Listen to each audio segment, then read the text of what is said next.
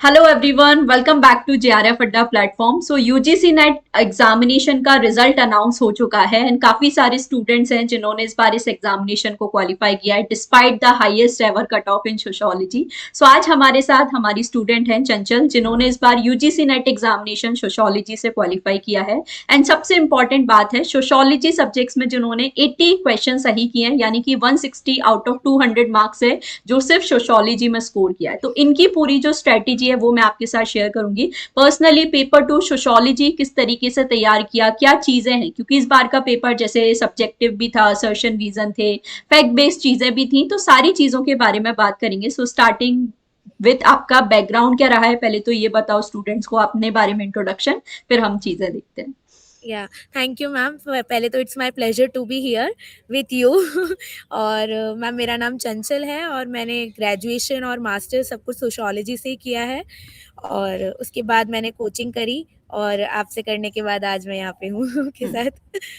चलो, सो एक एक करके स्टार्ट करते हैं। जैसे सबसे पहली चीज जो है, इस बार हमारा हाईएस्ट एवर कट ऑफ रहा है सोशियोलॉजी में। सो आपको क्या लगता है, क्योंकि देखो मेरे लिए शायद ये बोलना इजी है कि इस बार पेपर में, क्योंकि जैसे मैंने शेयर भी किया था कि 90 क्वेश्चन जो हमने क्लासेस में डायरेक्टली टॉपिक कवर किए हैं उनसे थे, तो मेरे बिल्कुल। लिए ये बोलना इजी है कि आप 85-90 क्वेश्चन सही कर सकते थे। बट आपने क्योंकि एग्जामिनेशन खुद दिया है, आप उस एग्जाम हॉल का वो जो एक्सपीरियंस है किया है, पेपर वन को भी आपने अटेम्प्ट किया है, पेपर वन का लेवल भी आप बता सकते हो। तो आप पहले स्टूडेंट्स को बताओ कि आपके अकॉर्डिंग पेपर का ऑनेस्ट जो भी लेवल था, जो आपको लगता है वो, और कट ऑफ कितना जस्टिफाइड है, क्या सारी चीजें हैं, सबसे पहले तो वो। मैम, कट ऑफ तो बहुत ही ज़्यादा ही हाई गई है, उसका तो अपन हम्म। क्या ही कर सकते हैं। लेकिन एज यू सेड कि हाँ, 80 टू 85 क्वेश्चंस जो होते हैं ना वो अप्रोचेबल होते हैं, अपन कर सकते हैं। जैसे बिल्कुल। दो तीन क्वेश्चंस तो मेरे मैं हम्म। नहीं कहना चाहती बट कह रही हूँ, बेवकूफ़ी से ही गलत हुआ है, वरना आपकी क्लास से वो अटेंड हो सकता था, है ना। और कट ऑफ तो मैम बहुत ज़्यादा ही गई है इस बार। हम्म। मेरा भी जेआरएफ क्लियर नहीं हो पाया है, बट हाँ, सोशियोलॉजी ने ही मुझे सेव किया है जनरल कैटेगरी से यहाँ पहुँचने के लिए। और आपके क्वेश्चंस आप जिस तरीके से पढ़ाते हो, सेम वही अगर अपन है ना वहाँ पे गेस वर्क भी कर रहे होते हैं ना, लेकिन आप जिस तरीके से पढ़ाते हो या क्वेश्चंस अपन जो पीवाईक्यू सॉल्व हम्म। करते थे, ये सारे मैम वहाँ पर गेस वर्क में काम आ जाते हैं। तो इसीलिए मेरा 80 क्वेश्चंस हो गया उसके अंदर। हम्म। तो और always paper. Grateful to you, क्योंकि आपकी वजह से ही हुआ है, क्योंकि मैंने ग्रेजुएशन भी अपने इसमें किया था, ऑनर्स किया था सोशियोलॉजी से। बट क्लासिकल थिंकर्स वगैरह मैंने सब कर रखा था, लेकिन जितना नॉलेज उनके और भी टॉपिक्स होते हैं, ये सब मुझे आपसे ही पता चला था। तो आप जो पीवाईक्यूज कराते हो वो बहुत हेल्पफुल थे। और मैम, जो यूनिट वाइज क्वेश्चंस आपने 10 इयर्स के कराए थे, दैट वाज रियली हेल्पफुल। और वो तो पेड बैच में नहीं, शायद आपने यूट्यूब पर भी यूट्यूब पर। करवाया। तो मैम सच में वो उन्होंने बहुत, उस चीज़ ने मुझे बहुत ज़्यादा हेल्प करी है, क्योंकि यूनिट वाइज जब अपन पढ़ते हैं ना, तो और भी टॉपिक्स, उस मतलब एक टॉपिक अपन पढ़ रहे हैं तो उससे किस हद तक अपन से क्वेश्चन पूछा जा बिल्कुल। सकता है, ये सब अपन को क्लियर हो जाता है। तो वन थिंग मेरा एक सजेशन रहेगा बच्चों को या स्टूडेंट्स को कि है ना, अपन को पीवाईक्यूज पे ज़्यादा फोकस करना है। जैसे मैं पेड बैच से थी, तो जूही हम्म। मैम ने तो नेट के, सेट के और भी जगह के पेपर्स बहुत सारे भेज रखे थे, तो मैंने वो सारे सॉल्व किए थे। यूनिट वाइज पीवाईक्यू सॉल्व करे थे, डायरेक्ट क्वेश्चंस अपने पास इतने नहीं थे पीवाईक्यू से, लेकिन फिर भी अपन ने कहीं ना कहीं कुछ तो सॉल्व कर रखा है, तो अपना गेस वर्क भी वहां पे लग जाता था। बिल्कुल। तो इसीलिए और मैम ने जो पेपर पढ़ाया वन का। वही। पेपर वन तो ma'am, honest review is like कि मैंने कोचिंग ज्वाइन कर रखा था अपना जेआरएफ अड्डा ऑफलाइन बिल्कुल। बैच में।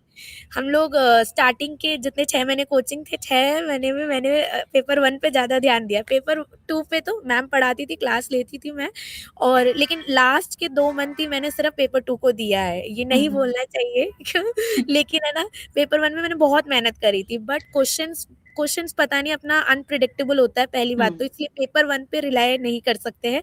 हमें जो फोकस करना चाहिए वो पेपर टू ही है, जो हमें सेव कर सकता है। हाँ, बट एक चीज जो आप भी शायद एग्री करोगे कि पेपर वन पे बिल्कुल हम कंप्लीटली फोकस नहीं कर सकते। मतलब ये नहीं बिल्कुल। सोचना है कि आप सिर्फ 40 प्लस पेपर वन में ट्राई कर रहे हो, पेपर टू को छोड़ दो। बट एक चीज आप भी आई थिंक आप और अच्छे से ये समझ सकते हो कि पेपर हाँ, वन को कम्प्लीटली भी हम स्किप नहीं कर नहीं सकते, कर सकते, बिल्कुल। हाँ, हाँ, जो मैं आपको हमेशा बोलती हूँ कि मिनिमम 30 तो हमें करने ही करने हैं, और जैसे करना ही इस है। बार का पेपर था वो भी आपने देखा, मिनिमम 30 आई थिंक हो सकते थे। 10 से 15 क्वेश्चन मैं जी, बिल्कुल मान सकती हूँ कि जो हर किसी के लिए या कुछ बच्चों के लिए बहुत ज्यादा होंगे, बट अगर आपने थोड़ा बहुत भी पढ़ा है या आपने उतना टाइम दिया है पेपर वन को, तो आई थिंक 30 क्वेश्चन आप उसमें सही कर सकते थे। ये यस मैम। बिल्कुल मेरा भी मानना है। अब जैसे कमिंग टू पेपर टू, क्योंकि 80 क्वेश्चन आपके सही है, तो सबसे पहली चीज है, क्योंकि ऑब्वियसली आपका सोशियोलॉजी बैकग्राउंड भी रहा है, तो फिर भी ये पॉसिबल था। बट अगर किसी का सोशियोलॉजी बैकग्राउंड नहीं है, तो उनको आप क्या सजेस्ट करने चाहोगे कि कैसे हम प्रिपरेशन स्टार्ट करें? या चलो बैकग्राउंड है भी, क्योंकि मोस्टली बच्चे एटलीस्ट मास्टर्स तो करते ही है, अगर वो यूजीसी नेट एग्जामिनेशन दे रहे हैं तो थोड़ा बहुत तो आइडिया हमें होता ही है।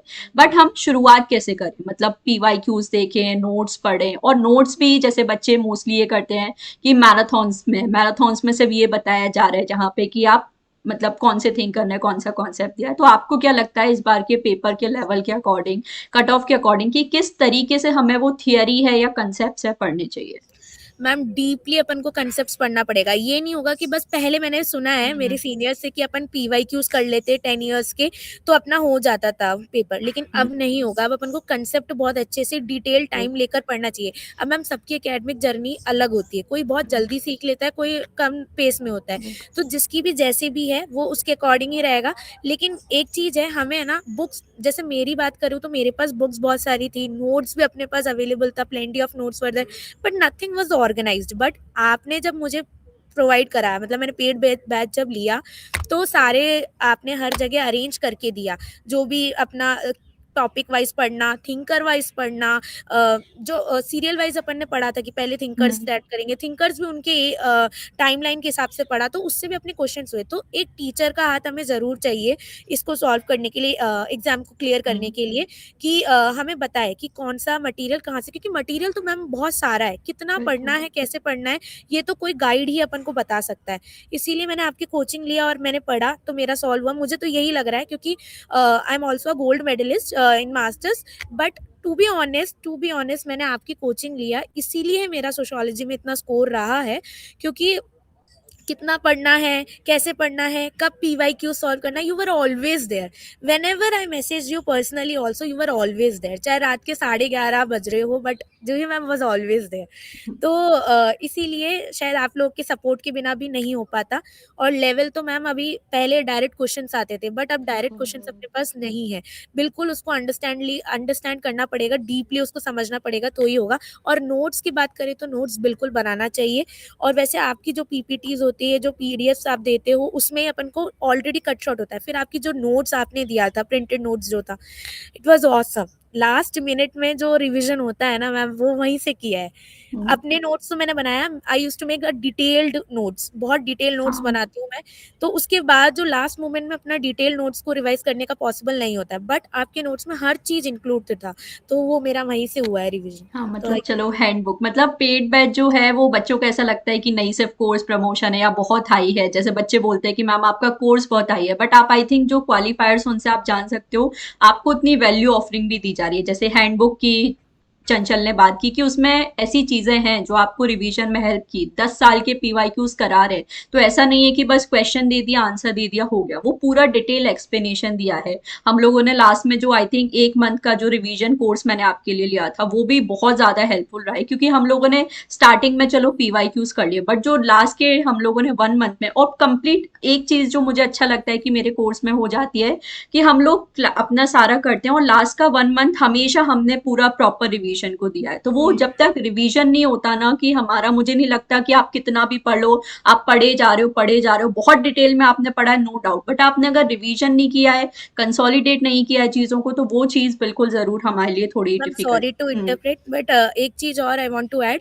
मैंने जब पीवाईक्यूज किए तो हम्म, जो पीवाईक्यूज मुझे आ रहे थे 10 इयर्स के, तो मैं बिल्कुल। वो कर रही थी, लेकिन जो नहीं आते थे ना, आई यूज टू राइट दैट, कि मैं दोबारा जब रिवीजन करूँ तो उस पीवाईक्यूज को लर्न कर सकूं, तो मैंने उसको हाँ, लिखा है। जितने पीवाईक्यूज थे, आज मेरे पास बंडल है। जो आपने पीवाईक्यूज कराए थे वो तो जो सॉल्व हो रहे तो ठीक है, जो नहीं हो रहा, मुझसे नहीं आ पाया, या कुछ भी प्रॉब्लम होती थी मैं उसको लिख लेती थी। फिर लास्ट मिनट में मुझे आज भी याद है जब मैं पेपर देने जा रही थी तो मेरे पास वो पेपर था जो आपने हम्म। पीवाईक्यूज कराए थे, तो वो मैंने लिख रखे थे। तो एक चीज़ स्टूडेंट्स को करना चाहिए, पीवाईक्यू सॉल्व बहुत सारे बच्चे करते हैं मैम, लेकिन एक गलती वो ये कर देते हैं कि रिविज़न नहीं करते जैसे कि आपने बोला, तो हम्म। रिविज़न बहुत ज़्यादा ज़रूरी है। मैं खुद भूल जाती थी, बट आपने इतना डाँटा है, इतनी हम्म। मेहनत करी है तो वो काम आया सच में। हम्म। मैंने फिर पीवाईक्यूज़ लिखा, रिविज़न किया, तो रिविज़न तो चाहिए मैम हाँ, लास्ट में। और एक और चीज जो सबसे ज्यादा कॉमन कंसर्न आता है स्टूडेंट का, टाइम मैनेजमेंट नहीं हो रहा है, जो आई थिंक आपने भी मुझसे बहुत बार शेयर किया है, क्योंकि आप एग्ज़ैक्टली। ऑफलाइन जेआरएफ अड्डा ऑफलाइन स्टूडेंट भी रहे हो, पेपर वन हमारा ऑफलाइन इंटरेक्शन सब हो रहा है, फिर मेरी जो प्रीमियम क्लासेस है आप ऑनलाइन वो भी मेरे साथ अटेंड कर रहे हो, बाकी हमारी पर्सनल लाइफ में भी हमारी बहुत सारी चीजें होती हैं, ठीक है, फैमिली रिस्पॉन्सिबिलिटी भी हो सकती है, या चलो अगर स्टूडेंट हैं तो हम पीएचडी की भी तैयारी कर रहे हैं, रिसर्च प्रपोजल, जैसे आज भी आपने बोला कि कॉन्फ्रेंस अटेंड करने आए हो, सारी चीजें, तो टाइम मैनेजमेंट आपने कैसे किया? मतलब आपको क्या लगता है कि 12-14 घंटे पढ़ने वाले का सिलेक्शन होगा, या अगर 6-8 घंटे भी हमने उस स्ट्रक्चर्ड तरीके से प्रिपरेशन किया है तो हो जाएगा? तो पर्सनली आपकी पर्सनल स्ट्रेटेजी क्या थी टाइम मैनेजमेंट की, वो मैं जानना चाह रही हूँ। मैम मैंने स्टार्टिंग में तो ढंग से टाइम मैनेज नहीं कर पाई थी, हम्म। क्योंकि एज़ आई सेड मेरी मैथ्स, डीआई और ये सब बहुत वीक थी। तो मैंने घंटे लगा के उसमें काम करना स्टार्ट किया कि मुझे वो करना है। पेपर 2 पे इतना ध्यान नहीं दे पाई थी। बट फ्रॉम माय एक्सपीरियंस मुझे ये बताना है कि पेपर 2 को भी ध्यान देना है और पेपर 1 को भी टाइम देना है। और 8 घंटे भी अगर तरीके से पढ़ा जाए तो मैम हो सकता है क्लियर। 4 आवर्स भी अगर अगर आप कंटिन्यूअसली एक जगह बैठ सकते हो तो इट्स अ ग्रेट डील, क्योंकि एक जगह बैठ के पढ़ना बहुत बड़ी बात है। बिल्कुल। तो मैम ऑनेस्टली अगर मैं बताऊँ तो मैंने लास्ट के दिनों में ज़्यादा पढ़ाई करी थी, तो I used to hmm. Give 14 hours to the study. मैं लगातार 14 आवर्स कंटिन्यू पढ़ाई करती थी, इससे पहले तो मैंने नहीं करी है। जैसे 6 आवर्स मैक्सिमम 5 आवर्स बैठ गए तो बैठ गए, इतना ही हो पाता था मुझसे। बट लास्ट के जैसे अपन वर्किंग होते हैं या हाँ, बहुत हाँ। सारे कॉन्फ्रेंसेस आते हैं तो नहीं हो पाता। फिर लेकिन लास्ट में 14 हाँ, आवर्स थी पर ऑब्वियसली अगर लास्ट 1 मंथ तो मतलब आप अपना 100% देने की कोशिश करते हो, बिल्कुल। हाँ, अगर बाकी स्टूडेंट्स हैं तो मैम वो बिल्कुल दे सकते हैं। 10 आवर्स तो अपन कैसे भी निकाल सकते हैं पढ़ाई के लिए, हाँ, हाँ, और आराम से। मैक्सिमम ज़रूरी नहीं है 10 आवर्स देना, अपन अगर 8 आवर्स भी देंगे तो इट्स इनफ, इट्स इनफ। बाकी वही है कि अगर आप स्टार्टिंग से पढ़ो ना, प्रॉब्लम यही है कि हम लास्ट के 1-2 महीने में पढ़ना हाँ। शुरू करते हैं, फिर इश्यू हो जाता है। मेरे साथ बिल्कुल। इसलिए नहीं हुआ क्योंकि मैंने क्लासेस सारी ध्यान हम्म। लर्न करना मैंने स्टार्ट नहीं किया था, बट मेरे को सारा पता था कि मुझे कितना पढ़ना है। मैम ने ये नोट्स कराया, मेरे सारे नोट्स बिल्कुल। प्रिपेयर थे, बट पढ़ना मैंने लास्ट में स्टार्ट किया था। बाकी मैंने ऑलरेडी आपका सारा स्ट्रक्चर्ड वे से मैंने अपना तैयार रखा था, मुझे ये पढ़ना है, हम्म। तो इसीलिए मेरा हैंडल हो गया था वो, हाँ, इसीलिए जैसे स्टार्टिंग ये में आई मैंने थिंक किया था। आपका सेकंड अटेम्प्ट था, if I'm not wrong। Yes ma'am, इससे हाँ, तो पहले मेरा पीएचडी ओनली हो हाँ, गया था, बिल्कुल। उसके बाद अभी। तो फर्स्ट अटेम्प्ट में आपने पीएचडी ओनली किया, सेकंड में आपने नेट किया है, जेआरएफ ऑलमोस्ट उम्मीद थी, बहुत क्लोज मार्जिन से हमारा मिस हुआ है। So what's the big difference जो आपको लगता है, फर्स्ट अटेम्प्ट आपने मतलब जैसे सेल्फ स्टडी से दिया था आई हाँ। थिंक, तो उससे जी। और ये जो प्रिपरेशन उसमें कितना डिफरेंस आया? क्या ऐसी चीजें हैं जो आपको लगता है कि जो आपके लिए इम्प्रूव करना पर्सनली बहुत ज्यादा अच्छा रहा है, और जिससे जो आई थिंक स्टूडेंट्स को भी करनी चाहिए, स्पेशली मैं ऐसे स्टूडेंट्स को बोलना चाहूंगी, जैसे इस टाइम पे क्या हो रहा है ना, जैसे मोस्टली स्टूडेंट प्रिपरेशन कर रहे हैं और अक्सर ना स्टूडेंट वो लूप में फंसते रह जा रहे हैं, हाँ। कि हम लोग रिपीटेडली मतलब 3-4 अटेम्प्ट दे दिए, सिर्फ नेट ही होता जा रहा है, या इवन नेट भी नहीं हो रहा, और ये जो पीएचडी ओनली है जिसकी एक्चुअल आप सभी जानते हो कि उसकी कोई वैल्यू नहीं है, हाँ। सो हम इसी लूप में फंसते जा रहे हैं। सो आपका क्या है कि मतलब हमें वो एक एक स्टेप करना है, या कुछ एक बिग ऐसा बड़ा जंप हम लोग ले लें कि डायरेक्टली चीजें हो जाए? तो what's your personal take on this? I think आपका स्टक हो गया थोड़ा।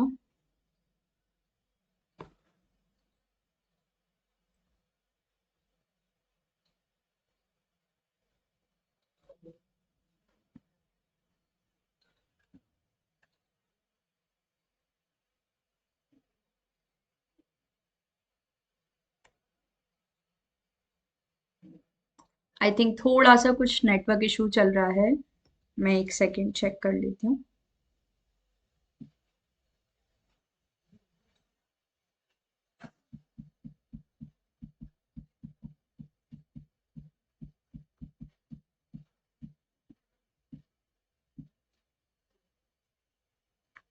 चलो सो तब तक हम लोग मैं यहाँ पर बात करूँ सो चलो कोई नहीं नेटवर्क इशू हो गया है सो ओवरऑल मैं अगर आपको समरी यहाँ पर बताऊँ तो यही चीज़ है कि देखो अगर आप सेल्फ स्टडी से पढ़ रहे हो या अगर आपने कोर्स ले रखा है तो बेसिकली ये चीज़ है कि हमें स्ट्रक्चर्ड पढ़ना जरूरी है। कोर्स में आपको सबसे अच्छा बेनिफिट ये हो जाता है कि स्ट्रक्चर्ड हमें सारी चीज़ें मिल रही है, कब क्या पढ़ना है कैसे पढ़ना है, इवन आपको हर लेवल पे जैसे आपने चंचल से सुना भी हर लेवल पे आपको हेल्प मिल जाती है। ठीक है, कब हमें नोट्स रिवाइज करनी है, कब हमें पीवाईक्यू सॉल्व करने हैं। जैसे मैं अपने कोर्स में मैंने आपको हमेशा बोला है कि मैं हमेशा यूनिट 1 स्टार्ट करने से पहले भी आपको एक हफ्ते बेसिक्स टू सोशियोलॉजी वाली क्लास लेती हूँ, जहां पर हम लोग बेसिक इंट्रोडक्शन देखते हैं सोशियोलॉजी का, फाउंडिंग फादर्स पढ़ते हैं, देन थियोरिटिकल पर्सपेक्टिव पढ़ते हैं, फिर यूनिट 1 स्टार्ट करते हैं।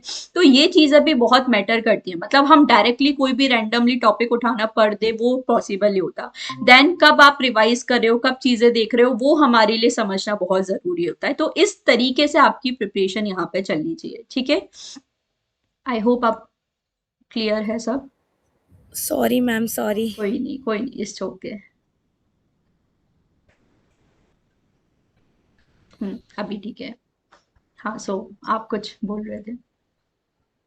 मैं कहाँ थे अपन? हाँ सो बेसिकली हम ये बात कर रहे थे कि जो जंप आपने लिया, जैसे फर्स्ट अटेम्प्ट में आपका पीएचडी ओनली हुआ और अब आपका इतना अच्छे स्कोर के साथ जो है क्वालिफाई हुआ है, सो क्या ऐसा जंप है, क्या ऐसी चीजें हैं जो पर्सनली आपको इस जर्नी में हेल्प की कि ये जो जंप है आप एकदम से बिल्कुल ले पाए एक इस। टीचर की गाइडेंस। एक टीचर की गाइडेंस बहुत बहुत ज़्यादा ज़रूरी है, क्योंकि मटेरियल तो अपने पास कहीं पर भी है। आप यूट्यूब भी स्क्रॉल करोगे तो बहुत सारे मटेरियल है। मैं मेरे से अगर कोई जूनियर पूछता है या सीनियर आज भी पूछते हैं कि आपने कहाँ से कोर्स लिया है, ऑलवेज से कि जूही मैम से लिया है। क्योंकि मैम हर चीज़ ऑर्गेनाइज, जैसे क्लास हुई तुरंत पीडीएफ आ जाएगा, तुरंत सब कुछ आ जाएगा। जब भी डाउट होता है, मैंने आपसे पूछा है तो एक मतलब जब मैंने सेल्फ प्रिपरेशन स्टार्ट करी थी मैम, तो मुझे ये नहीं पता था मुझे इस थिंकर के अंदर कितना डीपली जाना है। ये अगर टॉपिक अपन कर रहे हैं तो कहाँ-कहाँ से कैसे क्वेश्चन्स आते हैं। एक चीज़ मैंने और ऐड करना है जो आपकी नोटिस करी, जब आप पढ़ाते थे आप ऑलरेडी बोल देते थे ये पीवाईक्यू है। जब भी टॉपिक अपन करते थे, अगर वो हाँ आया वो ये पीवाईक्यू है, तो हमारे दिमाग में वही रह जाता था, अरे ये पीवाईक्यू है। और आप है ना एक चीज़ को और चीज़ टॉपिक से लिंक करके पढ़ाते थे। That was very useful. वो हमेशा से रहा है, तो हम भी जब लर्न करते थे ना तो हम भी कनेक्ट कर पाते थे। तो एक टीचर अगर गाइड कर रहा है ना अपन को, तो वो बहुत हेल्पफुल रहता है मैम। मैंने सबकी जर्नी अलग होती है, मुझे नहीं पता, लेकिन मेरी तो यही था कि आपके मोटिवेशन, आपके सपोर्ट के बिना इट वाज़ नॉट पॉसिबल। चलो सो फाइनली हम सम अप करते हैं। तो लास्ट एक ऐसी मतलब 3 या 4 चीजें या 4-5 ऐसी चीजें जो आपको लगता है कि स्टूडेंट को डेफिनेटली फॉलो करनी चाहिए अगर वो जैसे 80 आपने स्कोर किया, इतना अच्छा स्कोर है वो इस एग्जामिनेशन में करना चाह रहे हैं तो। पहले तो मैम एकदम स्ट्रक्चर्ड तरीके से पढ़ना। फिर दूसरा, एक गाइड हो आपको दे पाए कोई, अगर आप ले सकते हो, अफ़ोर्ड कर सकते हो, तो you should definitely go for that. तीसरा, पीवाईक्यूज़ को सॉल्व करना। पीवाईक्यूज़ से ही होगा जो भी होगा। ऐसा नहीं है कि पीवाईक्यू डायरेक्ट आ रहे हो, लेकिन उससे उससे बहुत कुछ आ जाता है। इनडायरेक्टली अपन बहुत सारी चीज़ें उससे सॉल्व, एजुकेटेड गेस भी अपन लगा पाएँगे जब अपन को पता होगा कुछ ना कुछ। तो इसीलिए वो तीसरा फैक्ट तो वही है। और मैम अपने नोट्स प्रिपेयर करना बहुत ज़्यादा ज़रूरी है, तो क्योंकि उससे ही अपन को पता है, अपन जब लिखते हैं तो अपन को याद भी हो जाता है, तो वो उससे पता चल जाता है कि हम। और फिर लास्ट में टेस्ट देना, मॉक टेस्ट देना इज़ वेरी इंपॉर्टेंट। तो मॉक टेस्ट देते थे तब मेरे को उस समय में मॉक टेस्ट में भी 20 क्वेश्चंस या फिर 18 क्वेश्चंस इतने ही गलत होते थे, तो अपन को पता चल जाता है कि अपन किस बिल्कुल। लेवल पे अगर है। हम्म। और बस मैम यही। चलो सो आई थिंक आपको चंचल की जो स्ट्रेटेजी है वो अच्छी लगी होगी एंड पर्सनली आपको बहुत ज्यादा बेनिफिट मिले। मेरा जैसे मैंने ये स्टार्ट करने से पहले भी चंचल को बोला कि मैं अगर स्टूडेंट को बोलूँ ना कि आप इस पेपर में 85-80 क्वेश्चन सही करते थे तो स्टूडेंट्स को नहीं बिलीव होगा, और वो ऑब्वियसली सही बात है। मैं क्योंकि 3-4 साल से पढ़ रही हूँ पढ़ा रही हूँ सो मेरे लिए ये चीजें कहना ईजी है, बट जब आप स्टूडेंट से सुनते हो ना कि उन्होंने ये चीज एक्चुअली की है और ये भी आपकी ही तरह, ऐसा नहीं है कि कोई एलियन है और जादू वाली जो शक्ति है कोई मिल गया पावर हमें मिल गई, ऐसा नहीं है, उन्होंने भी किया है। अगर आपने कंसिस्टेंटली एफर्ट किए, जो एक चीज मैं आपको बोलूंगी, चाहे आप इवन मैं इसमें अपना एग्जाम्पल इसलिए भी देती हूँ, आप देखो चाहे यूट्यूब क्लास हो, पेड क्लास हो, मैंने साल भर क्लासेस लिए। ऐसा नहीं है कि यूट्यूब है तो सिर्फ लास्ट के 10 दिन क्लासेस ले ली, नहीं। आप ये चीज हमेशा देखना कि चाहे प्रीमियम क्लासेस हो, यूट्यूब क्लासेस हो, वो डेली क्लासेस हमारी हुई है। एक दिन नहीं हुई अगर प्रीमियम क्लास, तो नेक्स्ट डे उसे हमने कंपेंसेट किया है कि वो चीजें हमारी मिस ना हो।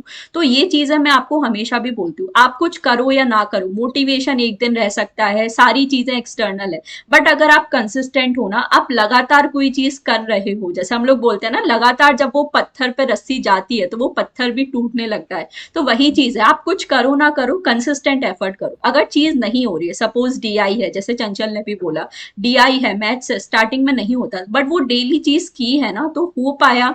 चलो 5 क्वेश्चन स्टार्टिंग में आप ये सोच रहे हो कि मैं बिल्कुल ही छोड़ दूं, तो वो तो गलत है, बट अगर हम 5 में से 2 या 3 भी सही कर पा रहे हैं, तो वो एक दो क्वेश्चन भी कितना डिफरेंस हमारी प्रिपरेशन में क्रिएट करता है। तो यही मेन मोटिव था इस इंटरव्यू का, एंड आई होप आप सभी लोगों को हेल्प मिली हो। बाकी आप सभी और कुछ जानना चाहते हो, कोई डाउट है आपका, तो आप जरूर कमेंट सेक्शन में बता सकते हो, चंचल या मैं डेफिनेटली आपको उसका रिप्लाई कर देंगे।